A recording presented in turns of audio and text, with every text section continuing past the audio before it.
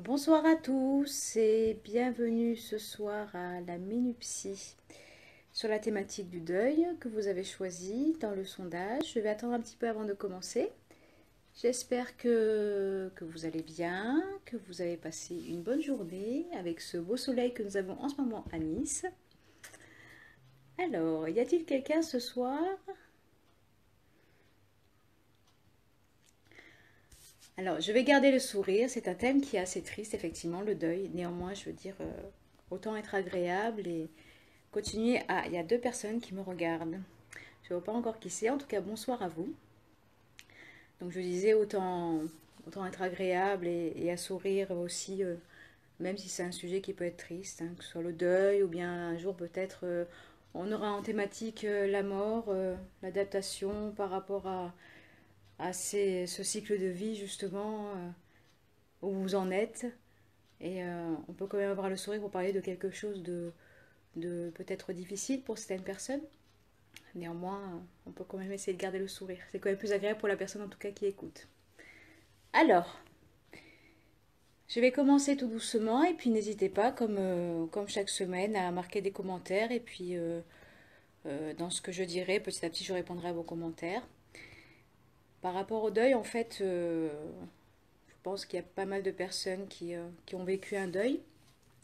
Et déjà, ce que je voulais vous dire, c'est vrai qu'on a tendance à penser, ce qui est vrai d'ailleurs, parce que je veux dire, généralement, on fait un deuil quand on perd un être cher, quand on perd un animal de compagnie aussi. Euh, Après, le deuil ne s'arrête pas à cet état-là. C'est-à-dire qu'on peut aussi faire un deuil quand, par exemple, je ne sais pas, vous déménagez, vous devez faire le deuil de votre ancien appartement. Vous changez de travail, vous devez faire le deuil de votre ancien travail. Donc en fait, c'est passer d'un état à un autre. Et à chaque fois qu'on passe d'un état à un autre, où il y a une perte, on doit faire son deuil. Et ce deuil-là, en fait, si vous voulez, d'une manière générale, il y a différentes étapes. Ce qu'il faut savoir, c'est que les étapes ne se déroulent pas de la même manière exactement pour chaque personne, parce que chaque personne est différente. Et le temps du deuil n'est pas...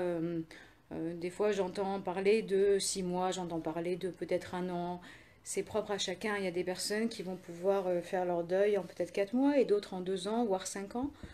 Après, il y a des personnes malheureusement qui doivent gérer différents deuils en même temps. Et ça, c'est assez difficile. Voilà. Peu importe l'âge, c'est quelque chose d'assez difficile parce que du coup, ça prend beaucoup plus de temps. Bon, bah ce soir, je suis pour le moment toute seule. C'est pas grave, alors je vais commencer, je vais continuer. Donc, au début, en fait, par rapport face à une perte, on est de manière générale dans un choc émotionnel.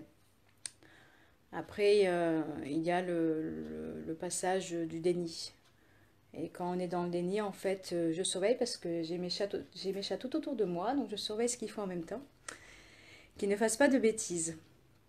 Et en fait, si vous voulez, quand on est dans le déni, ça donne l'impression de ne pas être dans la réalité des choses. On continue à vivre comme si on a perdu quelqu'un, comme si la personne était toujours là, comme si elle était toujours vivante.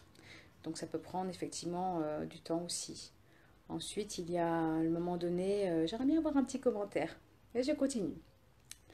Ensuite, il peut avoir dans les étapes, hein, encore une fois, je le redis, hein, c'est pas quelque chose vraiment de précis, les étapes qui passent dans cet ordre chronologique.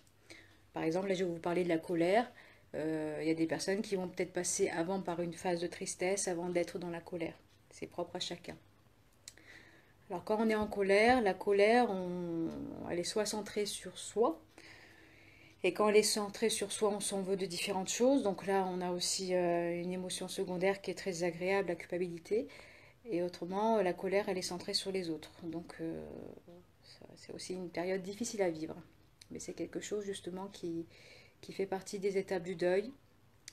Et moi, ce que je conseille assez souvent, ce que je suggère, c'est d'écrire vos émotions à chaque étape que vous acceptez, pouvoir exprimer tout ce que vous ressentez, faire aussi, pourquoi pas, des lettres symboliques aussi, en fonction pour exprimer cette colère, pour qu'elle reste pas, si vous voulez, en vous.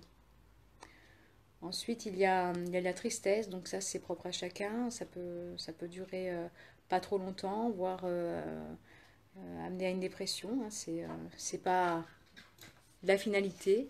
Ça peut être un état dépressif réactionnel et puis après ça passe dans le temps. Ça dépend de la personne et de son élaboration et de son avancée par rapport au deuil.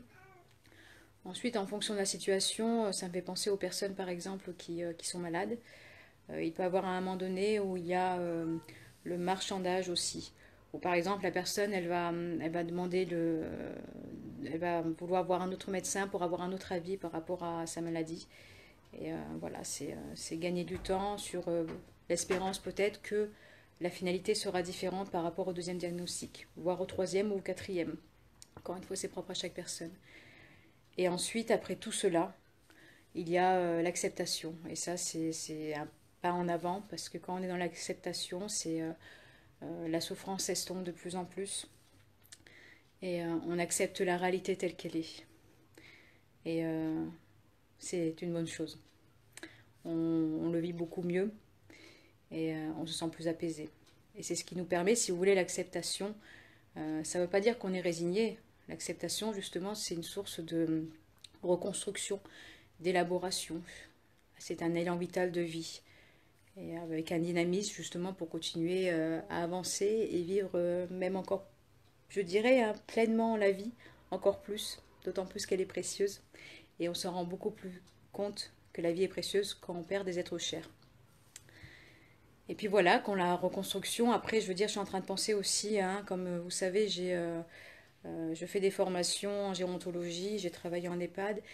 Pour les personnes qui sont en fin de vie, c'est vrai qu'arriver à l'acceptation, ça permet aussi d'être en paix avec soi-même et de pouvoir partir en toute sérénité.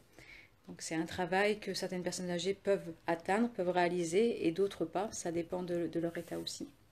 Donc c'est aussi quelque chose d'important. Et puis voilà, hein, par rapport à ces étapes du deuil.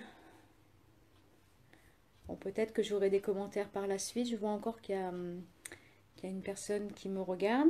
Je ne vois toujours pas qui c'est. J'aurai la surprise après.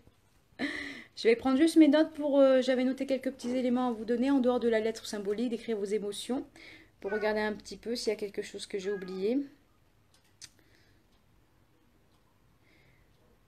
Non, je vous avais tout dit. Tout ce qui était écrit, je vous l'ai dit. N'hésitez pas si vous avez des questions, si vous voulez même vous m'envoyer un message privé, si vous voulez pas l'écrire en commentaire, il n'y a pas de souci. Et puis, pourquoi pas aussi de votre côté, essayer de noter aussi en commentaire pour aider d'autres personnes qui passent ces moments difficiles. Quelles ont été vos stratégies en dehors d'écrire vos émotions? Qu'est-ce qui vous a permis d'avancer sur votre chemin de vie? Et oui, ce que je voulais vous dire aussi pour terminer, c'est que pour en revenir à quand on perd un être cher, vous savez que vous avez fait votre deuil, au moment donné où quand vous pensez à la personne qui est décédée, vous n'êtes plus en souffrance. Vous avez des larmes, et des larmes qui ne sont pas des larmes de peine, ce sont des larmes par rapport à des souvenirs que vous avez envie de revivre à ce moment-là donné, des images qui vous reviennent. Mais ce sont des images aussi bien agréables que désagréables. Néanmoins, ce sont des images qui vous permettent de repenser à la personne. Mais à partir du moment où vous avez accepté, vous avez fait votre deuil, et ce ne sont plus des larmes de souffrance. Après, si je vous suggère aussi, du coup, ça me fait penser, apparemment, je vous le dis, hein, ça m'arrive de le faire aussi, parce que apparemment, j'ai envie de travailler sur un souvenir d'une certaine période de ma vie passée. Bonsoir Bernard, par rapport à des personnes que j'ai perdues. Et en fait, c'est vrai que pour ça, la méditation, la sophrologie, ça aide beaucoup. Ça permet justement de se centrer sur un moment précis, de revivre vraiment le souvenir avec tous les détails, les odeurs, les sensations. Et c'est très très agréable à vivre. Voilà ce que je peux vous suggérer en fin de la minupsie hein, sur le deuil. Je vais vous faire un autre sondage pour la semaine prochaine. Et puis je vous souhaite une bonne fin de semaine et une bonne soirée. Et à la semaine prochaine. Ciao ciao.